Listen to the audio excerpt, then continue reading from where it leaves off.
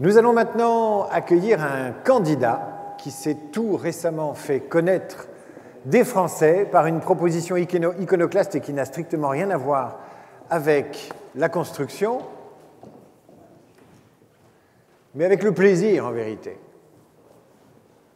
Le plaisir est une question qu'on a presque oubliée. On disait avant, Paris c'est la ville des plaisirs. On allait à la ville parce que c'était la ville des plaisirs. On allait prendre son pied à la ville. Et puis on a oublié cette notion de plaisir que Fabien Roussel nous a rappelé dans une sortie qui a fait date. Fabien Roussel, bonjour, bienvenue. Bonjour à vous. Quand il a évoqué la gastronomie, alors là, les voyants se sont allumés, il y a eu une espèce de micro-débat qui s'est enflammé sur la gastronomie française. J'en parlais, Fabien Roussel, non pas pour que vous nous donniez la recette des harengs de pommes à l'huile que vous avez explicité dans le Figaro cet été, et qui moi aussi m'a fait pleurer, et pas simplement à l'épluchure des oignons, mais aussi à la dégustation ensuite, c'est votre expression. Je parle de ça parce que j'étais en train d'évoquer la ville plaisir. Et la ville plaisir de la part d'un communiste, on est curieux de savoir ce qu'il a à dire sur les mutations de la ville et sur la ville de demain, sur cette ville plus durable, dont ceux qui vous ont précédé à cette tribune ont évoqué la nécessité qu'elle redevienne une ville soit abordable, soit désirable, soit durable. Vous allez me dire, vive la ville pourvu qu'elle soit communiste, mais enfin, vous avez d'autres choses à nous dire. Fabien Roussel, bienvenue, nous vous écoutons. Merci à vous, merci pour votre accueil. Le plaisir, c'est de gauche. Jouir, c'est de gauche. J'assume pleinement. Je suis élu d'une commune de 16 500 habitants, Saint-Amand-les-Eaux, la seule station thermale au nord de Paris, élu local, député, et certainement le seul candidat à l'élection présidentielle, vraiment de province, élu local. Je ne fais pas de tourisme électoral, je vis là où je suis élu et je fais de la politique là où je vis. Votre conférence est importante et elle est importante pour moi en tant que candidat de pouvoir montrer justement ce que nous voulons défendre à travers le projet que je propose pour la France. Bien sûr, je l'ai dit, la question du pouvoir d'achat, de lutter contre la vie chère est centrale. Je le dis moi depuis le début, c'est bien que ça s'impose dans l'actualité. Et retrouver sa dignité et du pouvoir d'achat par le travail. Et le travail, c'est la dignité, c'est le travail, les deux sont liés. J'ai aussi présenté, c'est d'ailleurs dans la dépêche du Midi aujourd'hui, j'ai précisé un petit peu ce que j'entendais par mon projet qui consiste à démétropoliser la France, revitaliser nos campagnes, réenchanter les campagnes, redonner de l'importance aux communes. Les grandes communes, mais aussi les communes rurales. Les communes petites, de moins de 3 500 habitants, comme les communes de taille moyenne. Redonner envie de vivre dans ces communes et que tous les citoyens de ces communes se sentent respectés, encore un mot auquel je tiens, parce qu'ils y trouvent le plaisir d'y vivre, des commerces, des services publics, des médecins, l'art de vivre que nous aimons. La France, c'est 35 000 communes. L'Europe, c'est 72 000. Autant dire qu'on est une spécificité dans l'Europe et on est le seul pays à avoir cette originalité issue de la Révolution française. Il y en a trop ? Alors, il n'y en a pas assez, je dirais. Il y a même un mouvement de diminution des communes avec les lois qui ont été mises en place ces dernières années qui visent à priver nos communes de leurs compétences et de leurs moyens. Démétropoliser la France.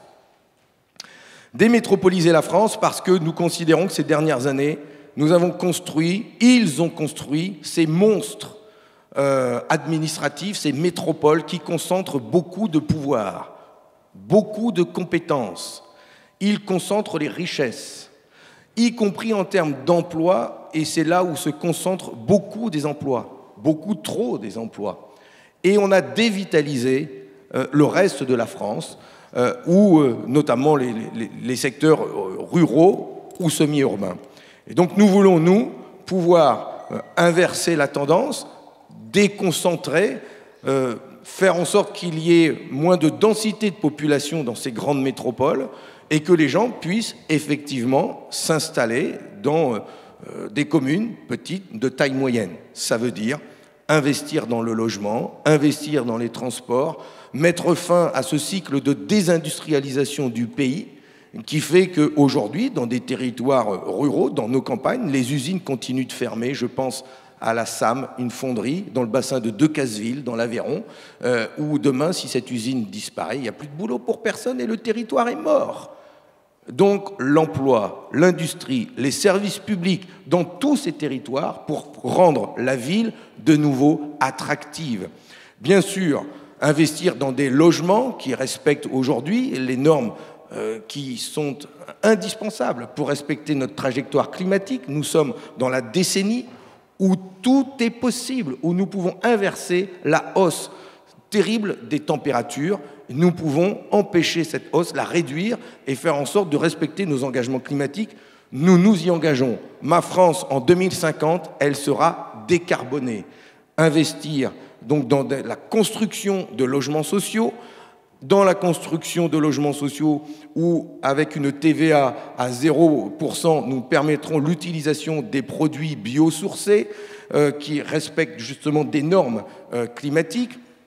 Investir dans le développement des transports collectifs, la gratuité des transports pour favoriser les transports alternatifs et moins utiliser la voiture, mais c'est aussi permettre à ceux qui n'ont pas d'autre choix que d'utiliser la voiture, de pouvoir utiliser des voitures propres et non polluantes. Et c'est pour ça que je m'élève contre ces lois qui ont été mises en place comme les ZFE, sans mettre les moyens à côté d'accompagner les automobilistes. 10 millions d'automobilistes risquent d'être assignés à résidence parce qu'ils ont des voitures polluantes.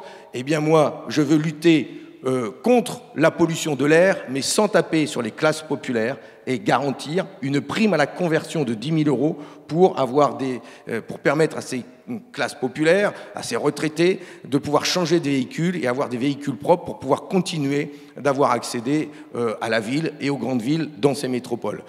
Le plan pour le logement, c'est mettre fin, et à ceux qui connaissent, c'est ce fameux zonage et les zones 3 qui fait que dans les villes de moins de 3 500 habitants, un maire d'une commune rurale n'a pas d'aide pour pouvoir construire des logements sociaux, n'a pas d'aide pour pouvoir construire des résidences pour personnes âgées, des béguinages, des EHPAD. Et on fait quoi? Eh bien, on fait appel au privé, on fait appel à des investisseurs et on n'a pas la main sur ce qui va être construit. Je suis, moi, pour doubler l'aide à la pierre en direction des bailleurs sociaux dans ces communes de moins de 3 500 habitants pour inverser la tendance et faire en sorte que l'on puisse construire des logements sociaux accessibles, y compris dans ces territoires, et faire en sorte qu'on puisse les rendre attractifs et même construire des résidences pour personnes âgées, ces béguinages qu'on aime si bien chez nous dans le Nord.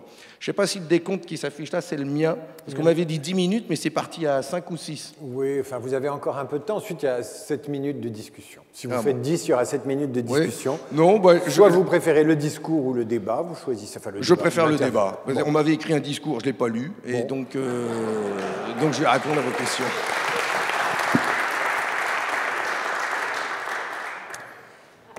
Les communistes étaient les rois de la banlieue, d'une certaine gestion municipale, et ils ont laissé leur nom à des avenues, à des maisons des jeunes et de la culture, à des médiathèques, à des bâtiments imposants. Ils étaient des constructeurs sociaux. Les maires communistes étaient des boss. Quelque chose s'est perdu en route. Comment le retrouver ?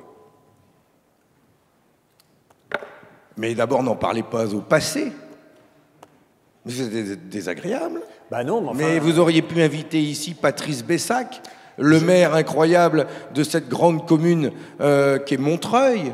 Vous aurez pu inviter mon collègue Rio, meilleur maire au monde, maire communiste de cette belle ville de Grigny, et qui s'est battu avec l'appel de Grigny à rassembler des maires de toutes tendances, de gauche et de droite, issus des grandes villes, et qui demandent justement à ce que l'on respecte les villes de banlieue, parce que dans ces villes de banlieue, où il y a tellement de richesses et d'atouts, il y a aussi beaucoup de concentration de difficultés, et elles ont besoin d'être aidées et accompagnées. Et donc les maires communistes, là où ils sont en responsabilité, continuent de se battre justement pour restaurer, redonner vie aux services publics. Ils se battent aussi pour la sécurité pour tous et la tranquillité publique. C'est bien pour ça que j'ai mis là aussi les pieds dans le plat en m'emparant de ce sujet dès le début. Ils se battent toujours pour que tous les quartiers, toutes les familles aient accès au sport, à la culture. Oui, ce sont toujours des bâtisseurs de théâtre, de piscines, pour faire en sorte que dans ces villes,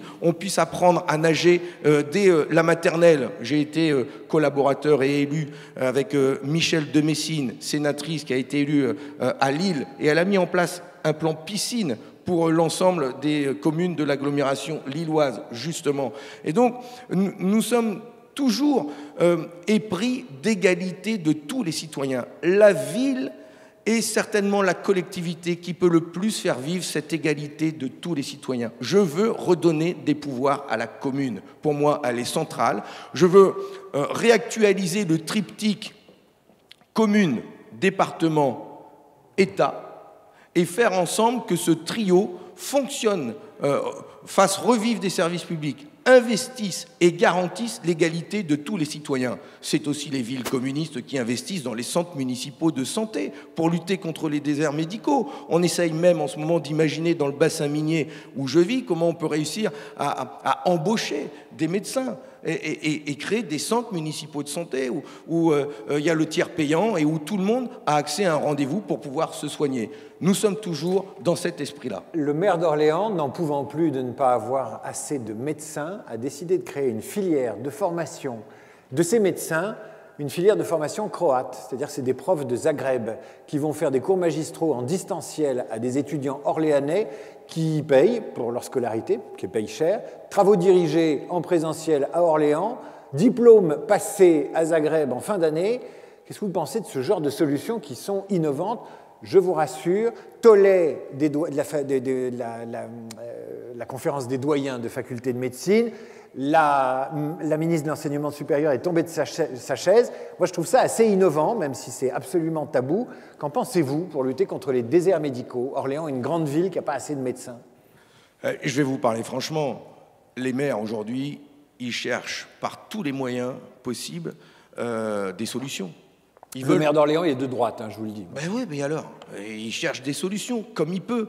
Mais mon sentiment à moi, c'est un sentiment d'humiliation, que notre pays ne soit pas en capacité de former des soignants, des médecins, et que des maires, même de droite, soient obligés de faire appel à des montages comme ça pour pouvoir former des personnes pour travailler chez nous.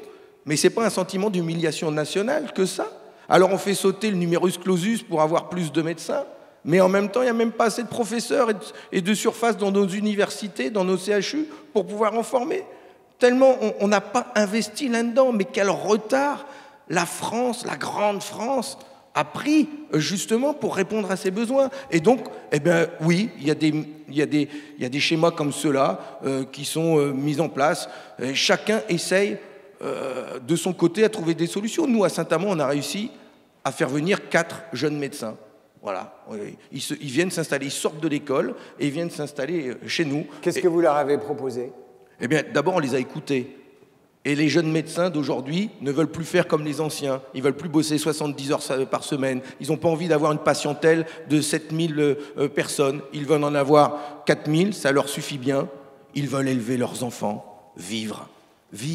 Et je rencontre tellement de jeunes qui ont envie de ça aussi, que ce soit enseignants, soignants, ingénieurs.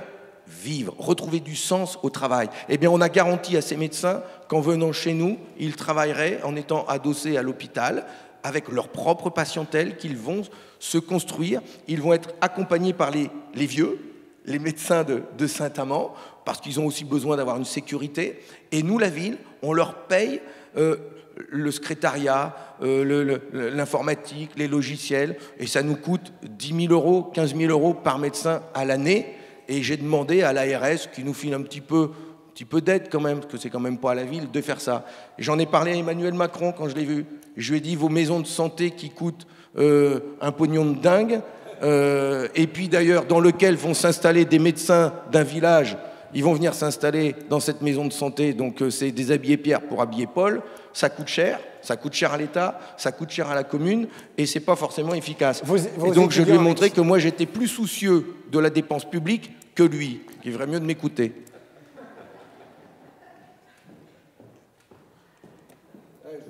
Non, non, non, je pense toujours à vous, à Rampomme à l'huile. Là. Non, les normes. Je repose la question. Les communistes ont une tradition bureaucratique qui marche, qui a marché. Ils étaient forts là-dedans, et mon Dieu, quand on appuyait sur un bouton, ça descendait du temps où les choses descendaient, où il y avait de la discipline. Aujourd'hui, c'est plus compliqué. Les normes, c'est un peu ça, ça peut être la meilleure et la pire des choses. Est-ce que vous serez un candidat ou un président de la suppression de certaines normes de construction? Vous êtes maire, vous savez ce que c'est. Oui, je sais ce que c'est. Et je sais comment on a tapé sur la bureaucratie dans les pays de l'Est. Des fois, je me demande si la France, elle ne les a pas rattrapés. Parce que, oui, il y a une bureaucratie dans notre pays qui est énorme et parfois incompréhensible, qu'il y a besoin certainement de simplifier et d'alléger. Et en même temps, en disant ça, je respecte parfaitement l'administration, je sais d'où je viens, hein, et on a besoin d'une administration qui vérifie que les mêmes règles s'appliquent partout. En matière de construction, nous sommes, nous, pour favoriser, comme je le disais tout à l'heure, des constructions qui tiennent ces engagements climatiques, qui fassent en sorte que l'on utilise plus des matériaux biosourcés, des matériaux locaux. On a un problème dans la filière bois, plus que toute autre filière, et donc il y a besoin d'investir dans cette filière bois. Tout le monde connaît hein, ces histoires de nos forêts avec nos chênes qui partent en Chine et puis qu'ils reviennent transformés en planchers alors qu'on pourrait tout faire ici. Donc il y a véritablement besoin de relocaliser une série de matériaux pour que nos entreprises locales puissent pouvoir les utiliser, et notamment en matière de construction. Je ne suis pas assez spécialiste pour vous parler de ces normes en matière de construction. Je vous parle franchement, je ne suis pas architecte, donc je ne vais pas vous répondre spécifiquement là-dessus. En revanche, ce que je peux vous dire, c'est que notre objectif, c'est que l'on puisse construire 200 000 logements sociaux par an. Ce que je souhaite, et je l'ai dit, dans toutes les communes, ce que je souhaite, c'est que nous puissions en rénover 700 000 par an aussi pour tenir nos engagements climatiques. Que ce projet doit s'étaler sur plusieurs années, que cela coûtera un investissement de 10 à 15 milliards d'euros à l'État, et c'est un engagement que nous devons faire parce que la maison brûle et que donc il faut y mettre les moyens pour tenir nos engagements climatiques. Mais je dis aussi, c'est pour ça que c'est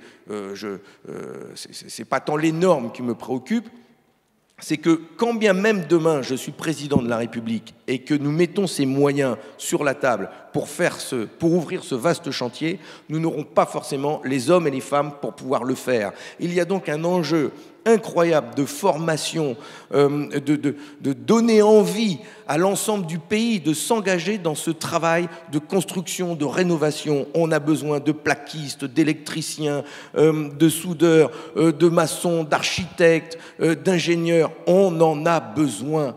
Et c'est comme si aujourd'hui tout le monde disait on va réindustrialiser la France, mais c'est comme voilà, mais on ne sait pas comment. Il n'y a pas de moyens. Eh bien moi je dis qu'il faut faire du chantier de la formation un chantier énorme et donner envie à tous ces jeunes hommes, à toutes ces jeunes femmes de s'engager dans ces métiers. Et je dis aussi les jeunes femmes parce que beaucoup de ces métiers sont beaucoup moins pénibles qu'avant, et beaucoup de femmes pourraient s'engager dans toutes ces professions. Il faut rendre attractifs ces métiers, il faut qu'on soit mieux rémunéré, et donc la question de la hausse des salaires, elle est importante. Je sais que dans les métiers en tension, ils sont bien payés.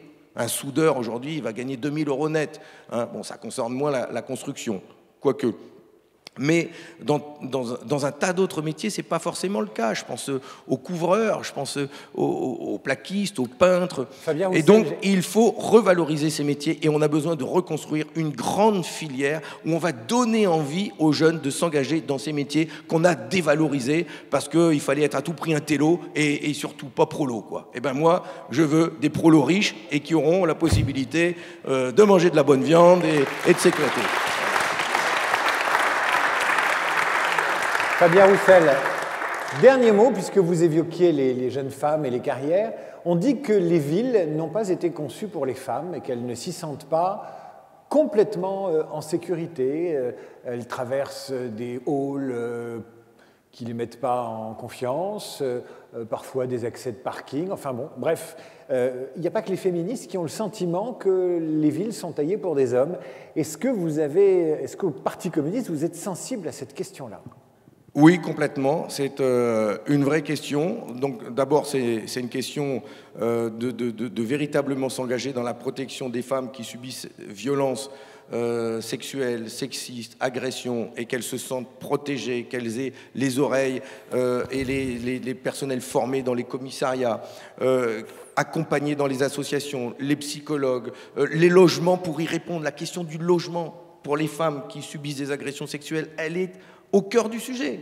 C'est même pas la question du bracelet et de la répression contre les hommes violents. C'est que quand il faut protéger une femme, tout de suite, il faut... c'est incroyable, il faut la sortir de son logement, alors que c'est l'homme qu'on devrait sortir.